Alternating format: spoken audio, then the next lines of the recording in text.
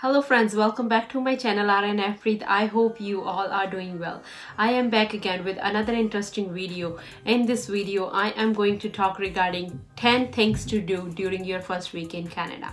So this video is going to be useful for anyone who is immigrating to Canada on study basis, on work permit basis, or permanent resident basis. So friends, without wasting any time, let's just go over to the topic. The very first important thing is getting your study permit or getting your work permit or getting your COPR. So as soon as you land at international airport, the immigration officer is going to check your documents.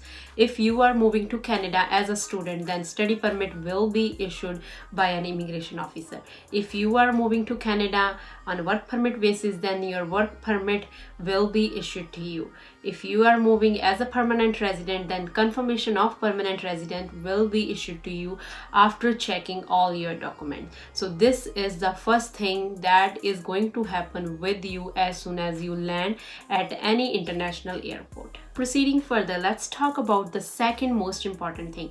So the second most important thing is getting your social insurance number. So social insurance number is a 9-digit number that you need in order to work in Canada. It doesn't matter if you are moving to Canada as a student, worker, or permanent resident, you need to have social insurance number in order to work in Canada. So this social insurance number is issued at Service Canada office. So you can Google online and look for the office that is nearby and try to book an appointment with them, or you can just walk in order to get your social insurance number. So if you are moving to Canada as a student or a worker, then you need your study permit or your work permit in order to get your social insurance number, and your social insurance number will start with the digit 9. If you are moving here as a permanent resident or PR basis, then you need your confirmation of permanent resident in order to get a social insurance number through Service Canada, and your social insurance number would start with digit 6.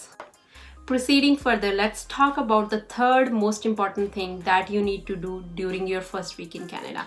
So the third most important thing that you need to do is setting up your bank account. So setting up a bank account is most crucial because you need to start getting your GIC payment. There are a lot of banks available in Canada. Common ones are Scotia Bank, TD Bank, and RBC. So choose your bank wisely. It is very important to have a bank account so that you can manage your bills and also manage your debit and credit card transactions. On top of that, if you are going to start work pretty soon, then they are going to ask you direct deposit. So then you need to give your bank account number in order to get your payment from work. So there is important need to get a bank account as soon as you land in Canada during your first week. The fourth most important thing that you want to do is to get yourself a local cell phone plan along with internet. In Canada, everyone uses Google Maps because roads can be quite confusing, especially in big cities. So you need to make sure that you are getting a local phone plan along with internet. Cell phone plan can start from $25 and above, and your internet uses will cost you according to the MB or GB you are going to use. I would suggest you to get at least 1 GB during your student life, so it is going to be helpful for you even to look for the study stuff online or to make your assignment, and also to connect with your family in your home country. And there are a lot of companies that are available in the market. Best ones are Chatter, TELUS, and Fido. So when I was a student, I was personally using Fido, and but right now I am with TELUS.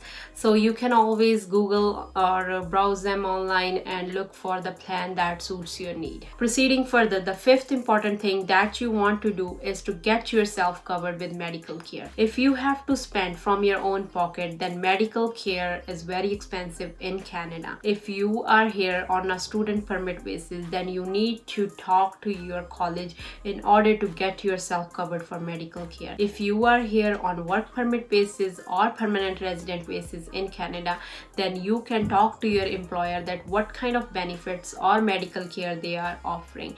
And additionally, there is also a provincial health insurance plan that you can look up to. Each province does have their own rules and regulations, so make sure to follow that in order to get yourself covered with medical insurance. My best advice is to get yourself covered with medical insurance the day you land in Canada, because if you have to spend from your own pocket on medical emergencies, then it might cost you a big chunk of money. The sixth most important thing that you want to do during your first week in Canada is start looking for a job. A student can work part-time during on-campus and full-time during off-campus. It is always wise to start looking for a job during your first week in Canada. So you can make yourself a Canadian style resume and then start applying for a job through the job search engines on the official websites. There are a lot of employment agencies located in a lot of cities that you can search locally in order to find yourself a job here in Canada. The seventh thing you want to do during your first week in Canada is start looking for people of your community and start making connections. In Canada, during your first week itself, you might be feeling homesick by now. So it is the high time that you need to start looking for your friends or people from your community. We have a lot of community centers, we have a lot of worship centers, recreation centers, sports center, or the agencies that can help you in order to establish connections and find the people from your community. You can also look for the newcomer services near you on the Government of Canada official website. Just go to the website and type in your postal code.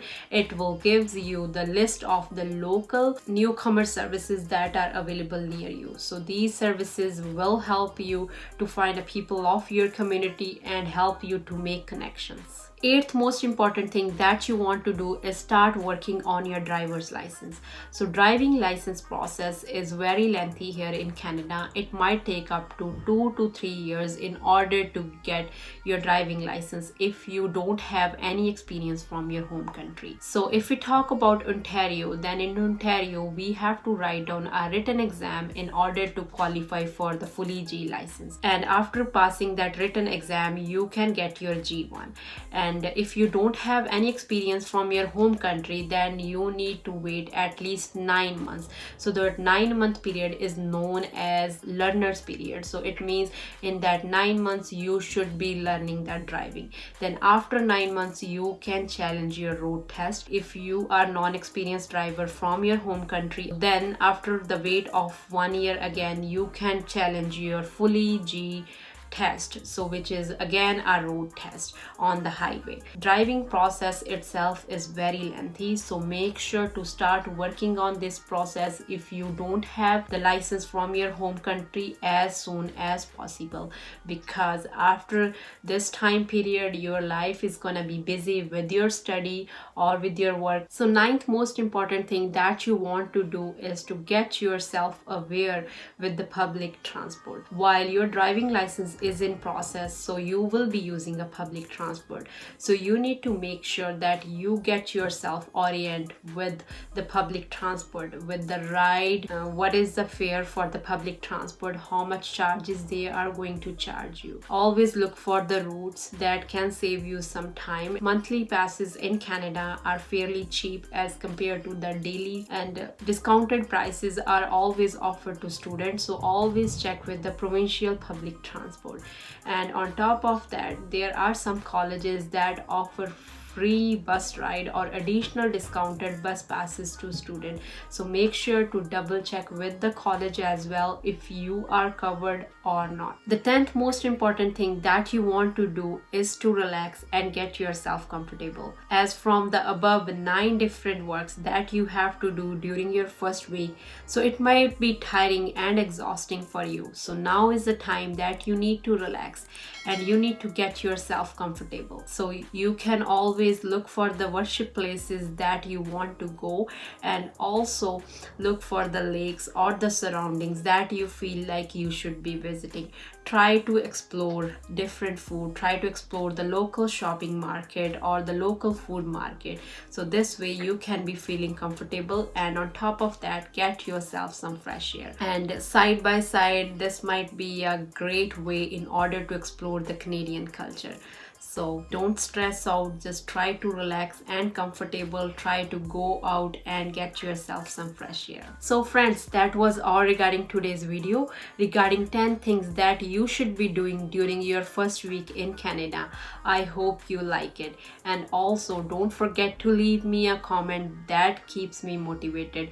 And please hit the subscribe button and press the bell icon for future notifications. Thank you and have a wonderful day.